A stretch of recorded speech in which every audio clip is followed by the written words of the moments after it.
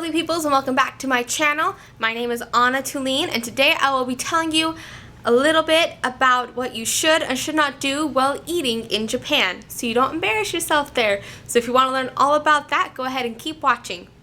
Alright, so previously I did make a part 1 to these two-part series? I don't remember the word. But when you have two things, a sequel. This is the sequel to the things that you should or should not do in Japan.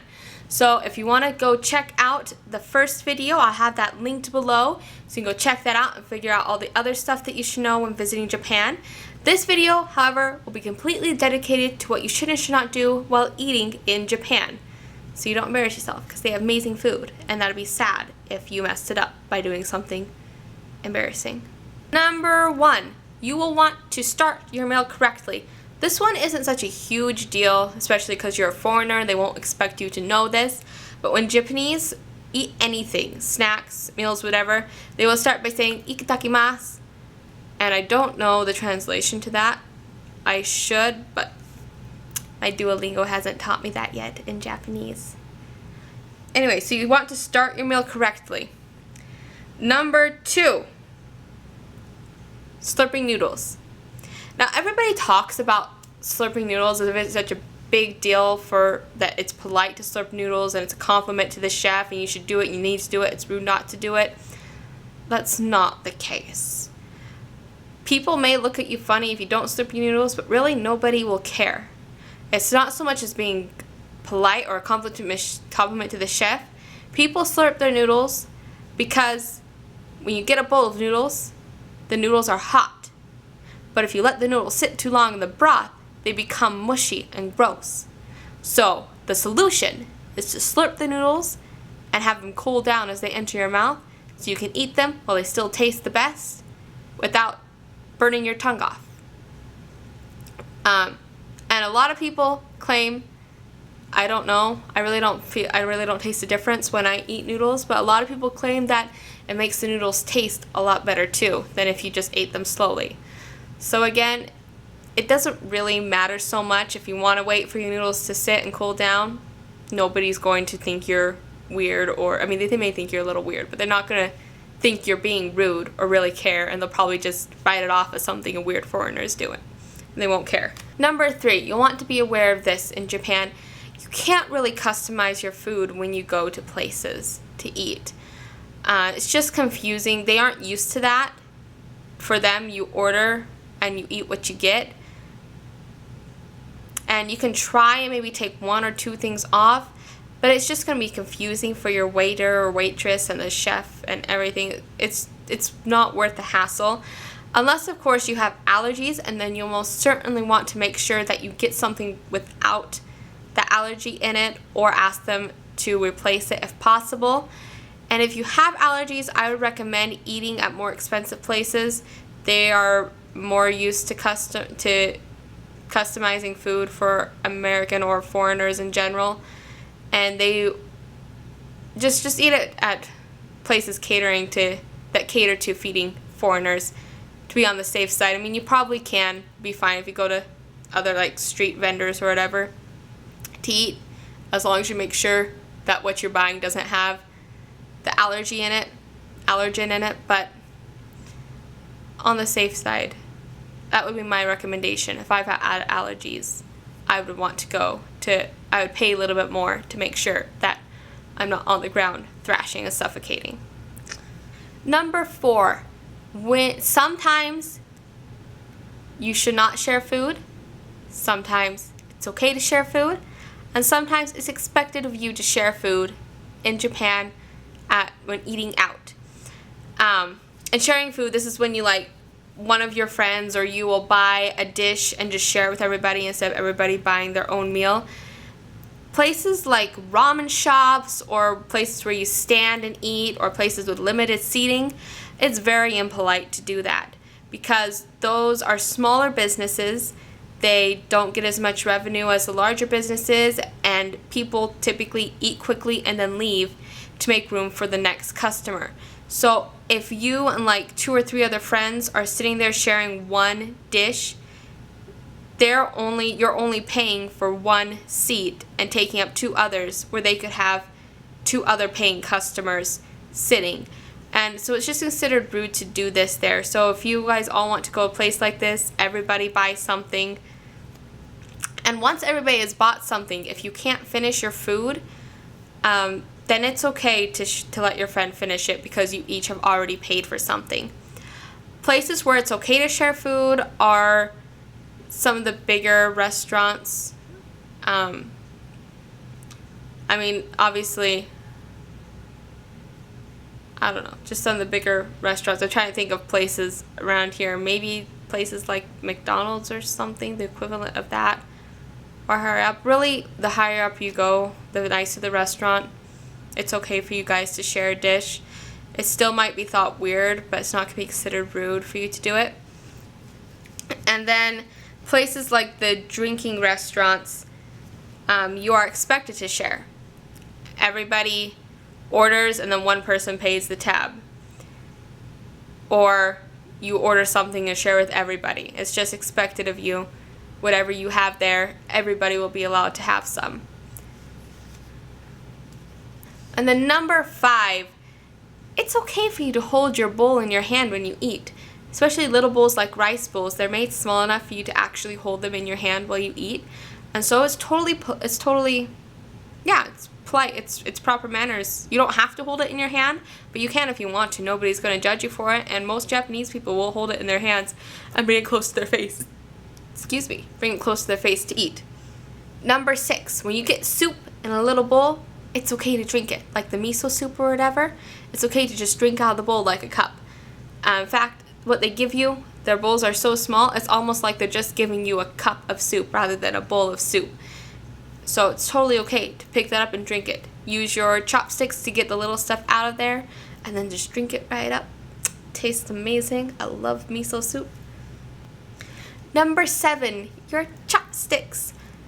Don't stick them straight up in the bowl. Don't point at people with them or anything with them. Don't pass or stab the food with them. Pass food to other people or stab the food with them. And it's there for a few different reasons. Mostly, it's because doing these things remind people of death. And if you watch my other video, you'll know I commented, Japanese people do not appreciate being reminded of death. Who can blame them?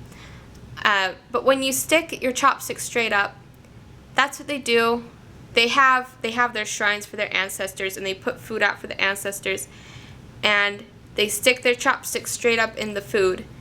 So it's not polite to do that at a dinner table when you're not giving food to dead people. And then also with passing food from one chopstick to another, they do that at funerals. They pass the bones after they've cremated the person. They'll pass their bones between family members, between their chopsticks. So don't do that. Don't pass food while you're eating. It reminds them of death, and they don't like that. It's not polite. And then number 8, it's rude not to finish the main course of the meal. If what you're being given is too much for you, you can always ask to get a smaller portion.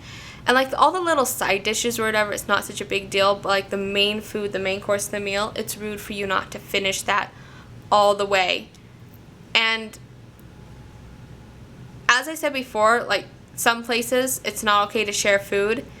But again, if you've all paid and you can't finish your food, it's okay to let somebody else finish your food for you. And that brings me to number 9. Don't take home leftovers. It's considered impolite to take home leftovers and reheat them and eat them at home because the chef worked so hard on preparing them the way they were meant to be eaten, and so it's considered inconsiderate to bring it home and to reheat it and eat it almost like second best type, and that doesn't make any sense, but I hope that makes sense to you. It's just not polite to the chef to take home food. And also, out in public, strong smells are not appreciated. A lot of Japanese or Asian people in general don't like strong smells. And so when you're carrying leftover food around, you have those smells around you, those scents, and people don't appreciate that. So it's impolite and inconveniences people, and that's a big no-no in Japan. Inconvenience people is a big no-no. Number 10, don't tip while you're in Japan. There is something called a table charge, and that is no matter what you buy, you will pay an amount for sitting down at the table. And so that's kind of where they get their tip from. And that's only at some restaurants. Not every place does that, but the places that do that, that is where they get their tip. And other than that, it's really impolite to leave a tip, and people just don't normally do it. They're getting paid for their services. They aren't like here where servers are getting way underpaid for what they do. They get paid properly for the work they do, and therefore tipping isn't necessary and a little rude when you do it. It's almost considered charity, and they don't like being looked down on as a charity case or whatever, even if you don't mean it that way. That's how a lot of them will take it. So be careful about that and just don't tip in Japan. Okay, number 11. Don't eat when you're walking. It's considered rude. The Japanese have this mindset of one thing at a time. You focus on one thing at a time that you're doing. So you shouldn't be walking and eating together. You shouldn't be eating and reading a book. You shouldn't be eating and on your phone. It's just when you eat, you're eating. When you're walking, etc., etc., etc. So they don't appreciate it when you eat while you're walking, and that also goes along with like the strong scents. You know, you don't take leftovers from a restaurant partially because you don't want to inconvenience people with a strong smell. And it's the same thing when you're walking and eating. They don't appreciate the strong smell of things. The one exception to this rule is festivals and celebrations like that. At that time, you will see all kinds of Japanese people out there buying food from the vendors and eating it as they walk from one attraction to another. That is the one exception right there. Then finally, number 12. When you're eating at a very busy place or out in public or by a vendor, if you stop to eat, don't take too long. Just hurry and eat it and move on, because they want to have that room for other customers to come in. This kind of goes with my comment earlier about not sharing food. It's the same kind of concept. You don't want to be taking up space that another customer could eat, and so you don't want to take too long. Another paying customer could use it. And then there's also, when there's a lot of food vendors, there'll often be tables and chairs out for people to sit down for free. Don't take too long sitting there, especially if it's really busy. People are on the lunch break or whatever.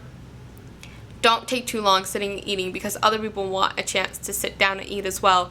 So just be conscientious of that. Don't be inconsiderate and bother other people by taking too long and taking a place that somebody else could have a turn sitting down on.